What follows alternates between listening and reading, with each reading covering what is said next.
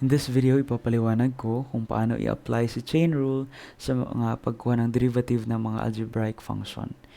Now, si chain rule, ginagamit siya sa pagkuha ng derivative ng composite function.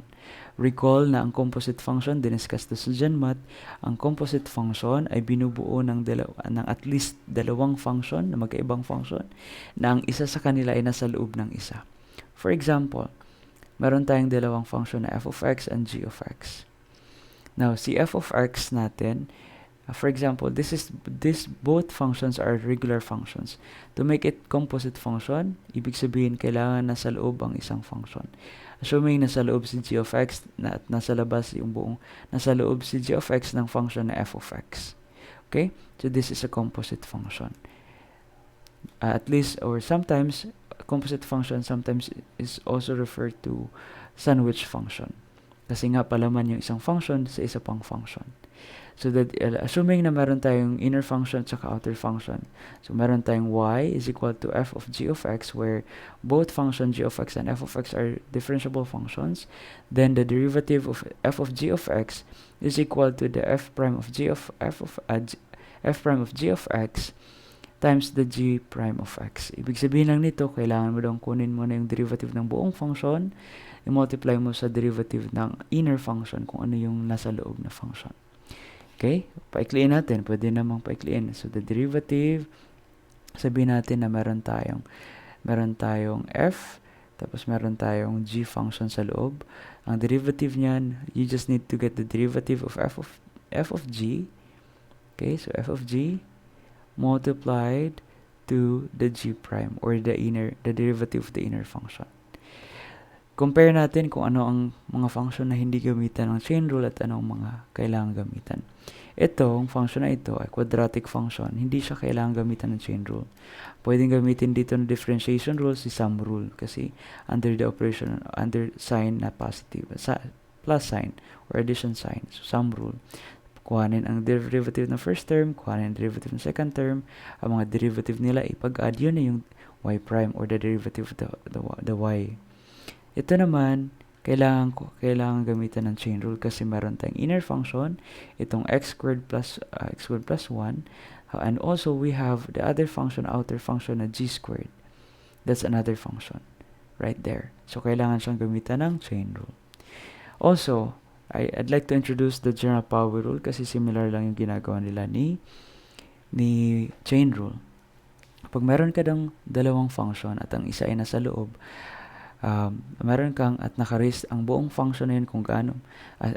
Meron tayong dalawang function, g of x and that's the inner function, and that inner function ay nasa loob ng outer function na the f prime of g of x, or if it has exponent in the form of y is equal to u raised to n, where u is equal to the inner function and u is differentiable. And dapat si exponent mo ay rational number. Ibig sabihin, pwedeng fraction. Lahat ng real number, wag lang si pi, si Euler, maging exponent. Wag lang si phi. Okay, lahat ng real number, pwede maging exponent. Wag lang yung pi, Euler, at saka si rational number. Ay, si Fibonacci number na si phi. Those are called irrational numbers.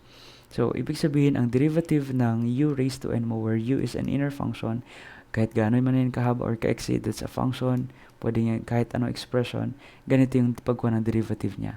I-multiply mo lang to, parang sa power rule, i-multiply mo lang ang exponent sa coefficient. So, n times 1 is just n.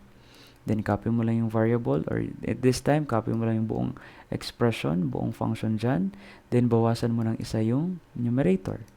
Then, i-multiply mo pa siya sa derivative nitong whatever the inner function is. Okay? So, meron tayong example. Find the derivative of the given function y is equal to the quantity of 4x plus 3 raised to 2. Ang una natin gagawin, ang formula natin, paano magakuha yan, alam natin na ang derivative, so meron tayong inner function dyan at meron tayong outer. Ang inner function dyan, ito yung g of x natin. Tapos, itong 4x plus 3. Okay?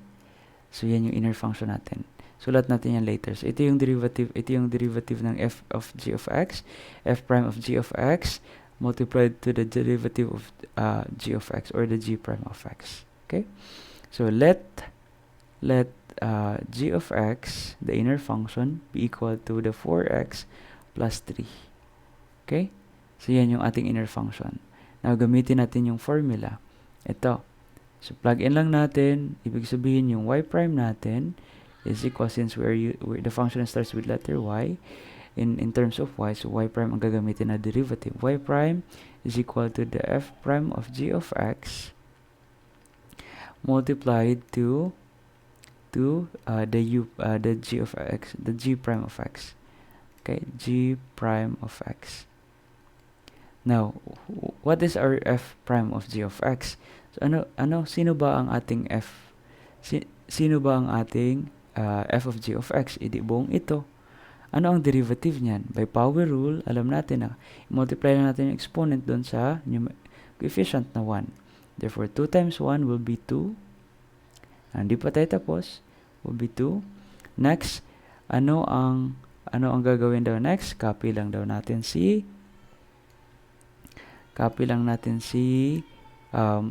buong function, buong u. Yan si u. Okay, sabihin natin siya si u. Okay? O siya si g of x. So, copy lang natin yung buong g of x na 4x plus 3. Then, bawasan natin ng isa. Bawasan natin ng isa, si 2. The 2 minus 1 is just 1. So, simply 4x plus 3 lang.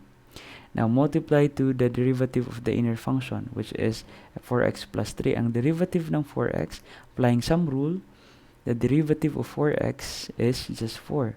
The derivative of constant, okay, so the g prime of x is, derivative nitong 4x is 4. Ang derivative ng constant 3 is 0. Therefore, 4 plus 3 is just 4. So, therefore, multiply natin yan sa 4. Okay? So, meron na tayong ganyan. Next, anong next gagawin? So, i-multiply lang natin si 4 dito kay 2. Okay? So 2 times 4 is 8. Then, copy lang yung so 4x plus 3. Pwede nang ganyan. Okay? So, pwede nang ganyan or pwede rin nating i-distribute yan. So, 8 times 4x is 32x plus 8 times 3 is 24. Therefore, that's the y prime. This is the y prime. Okay, yan yung ating sagot. Yan yung derivative ng ating composite function na 4x, the quantity of 4x plus 3 raised to 2. Okay? Next example. Now, find the derivative of this function y is equal to the cube root of x, the quantity of x squared minus 1 squared. Ang una natin gagawin, guys, i-rewrite natin ang ating function into exponential form. So, the function will become, ang exponential form niyan, again, kapag meron kang nth root of x raised to m, ang gagawin mo lang dyan, copy mo lang variable, ito yung buong variable natin, yung x squared minus 1, then m raised to m over n. Kung ano yung nandito, yun yung numerator, kung ano nandito, yung denominator. So, ibig sabihin, copy lang natin yung x squared minus 1, yan yung x natin, yung buong variable. Okay, yung buong inner function. Then, sino ang m natin? Itong nandito, at over n. So, 2 over 3. Therefore, 2/3. Yan na yung ating function. Now, we let g of x, or the inner function, be equal to this. Okay, so x squared minus 1.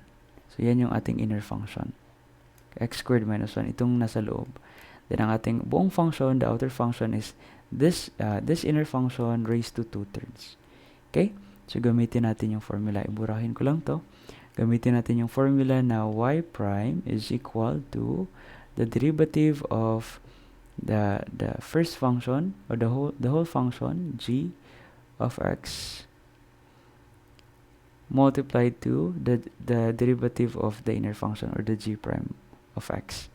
So, ano ang f prime of x natin? Ano ang derivative ng buong ito? So, ibaba lang natin to. What is 2/3 times 1? Mayroon yung coefficient na 1. So, 2/3 times 1 is just 2/3. Correct? 2/3 yan. Now, copy lang natin si g of x. Ang g of x ay x squared minus 1. Now, 2/3 minus 1. So, simplify natin yan later. Kunin natin yung derivative ni g prime, ni g of x. So, ang g prime of x, derivative of x squared is just 2. Correct? By power rule, 2 times 1 is 2. Ang matitira na lang dyan ay 1. So, 2x rather. 2x ang derivative. Derivative of negative 1 is just 0. Therefore, ang natira na lang dito ay 2x. So, ang derivative ni the g prime of x is 2x. Kinopya lang natin.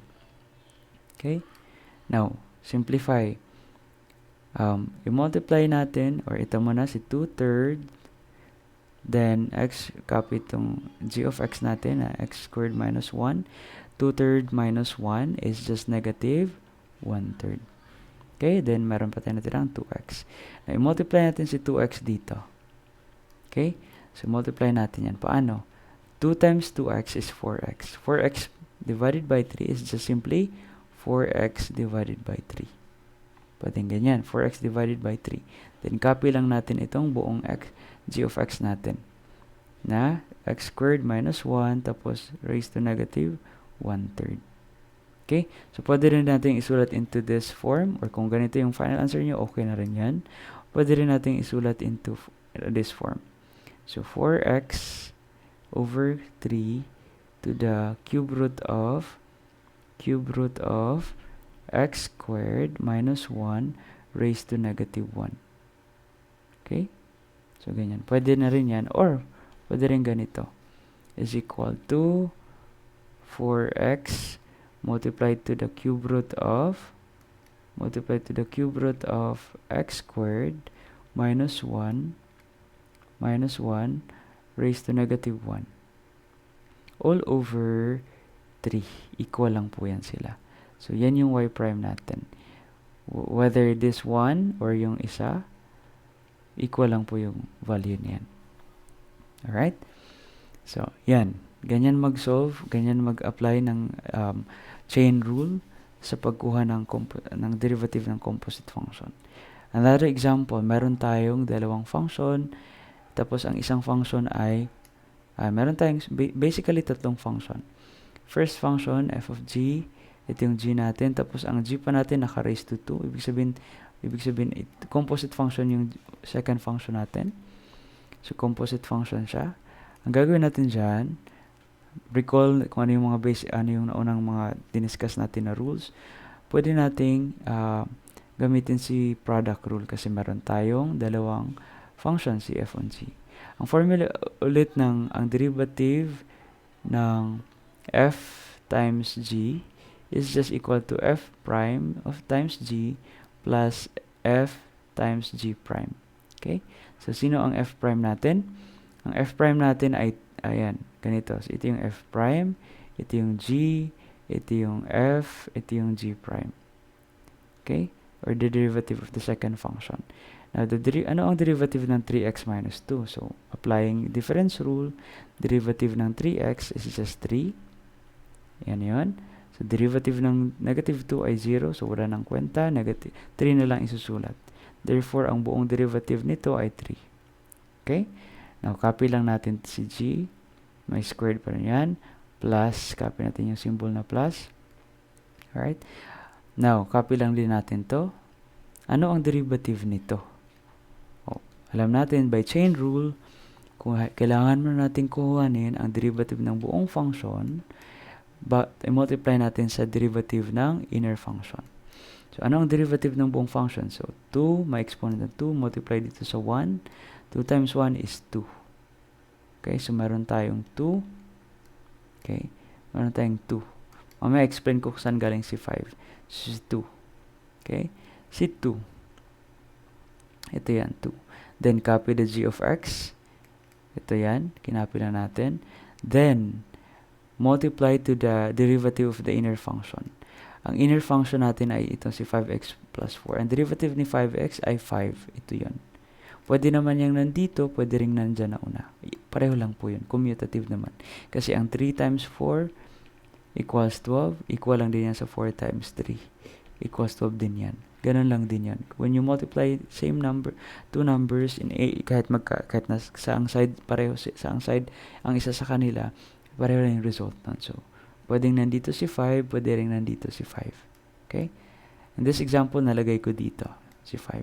Yan yung derivative ng inner function or the g prime of x. Okay? Now, so, simplify na natin. Ito yan. Ito yung buong derivative. Simplify natin. What is 3 times, expand muna natin tong loob pala.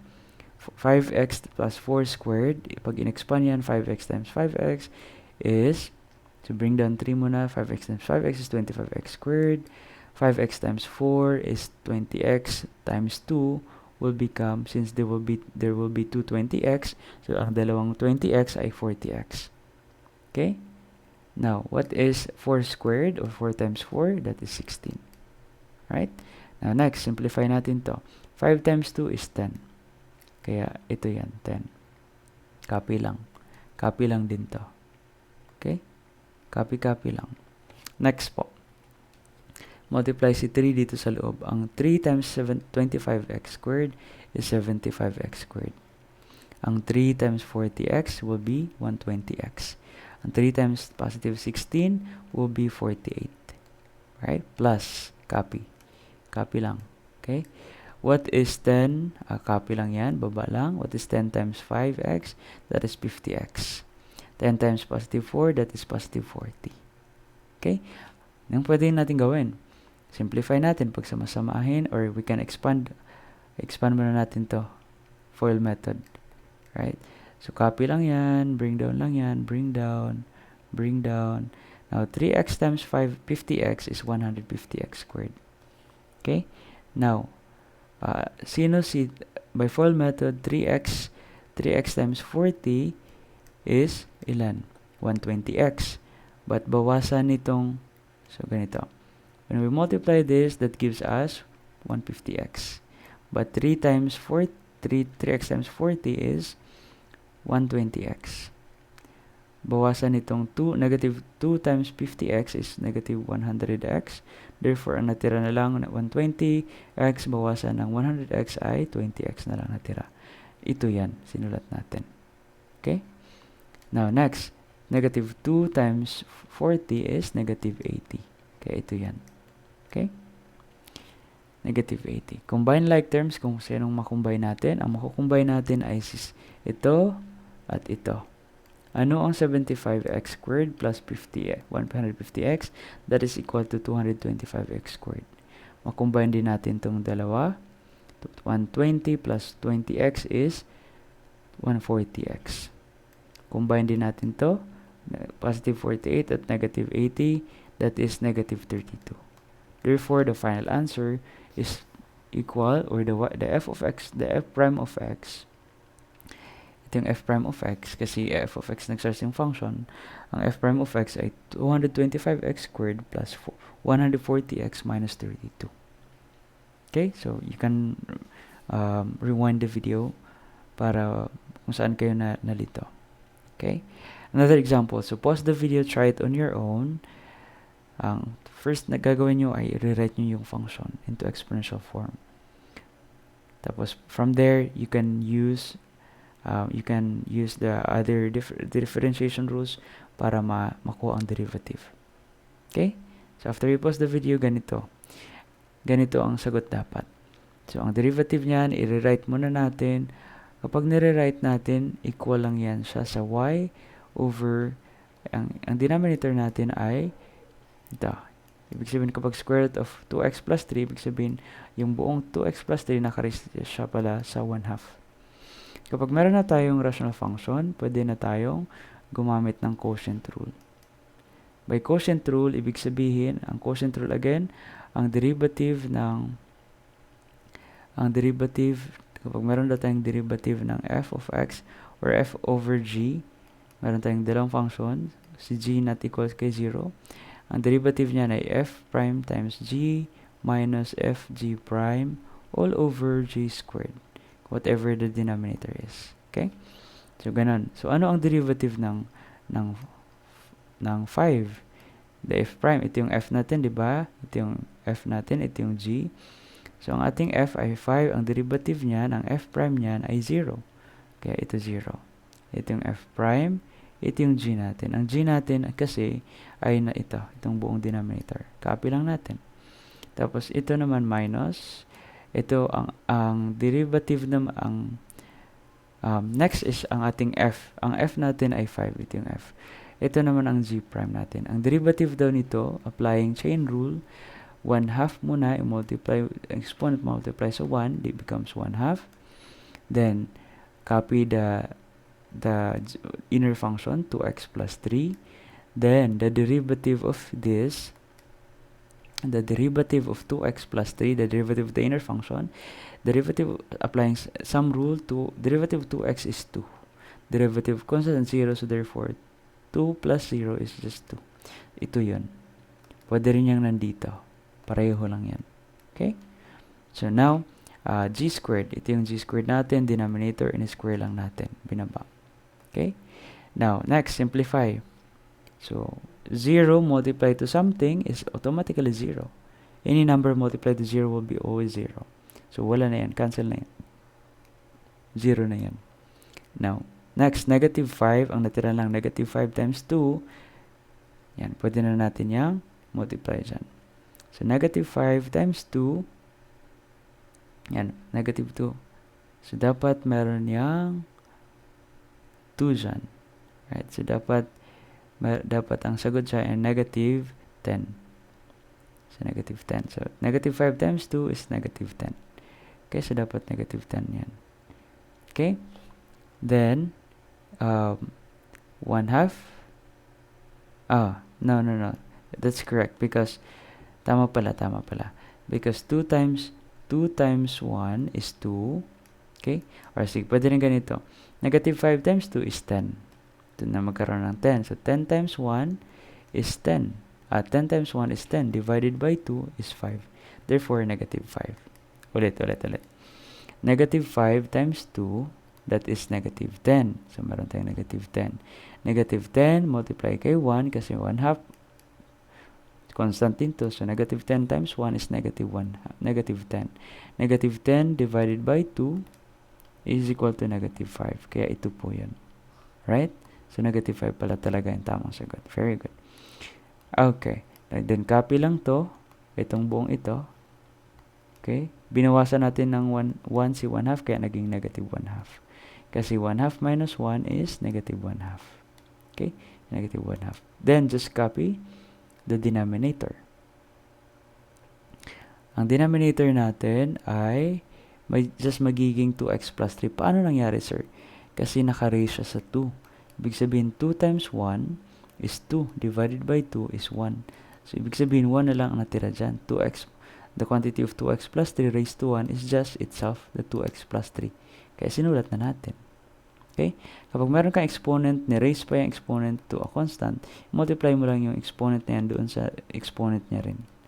Okay? Alright, multiply lang. Ganun lang. So, 2x plus 3 ang natira. Now, simplify natin. By simplifying, ang matitira na lang, yan. So, ang matitira, kapag meron kang similar term, ito, similar term sila, ito.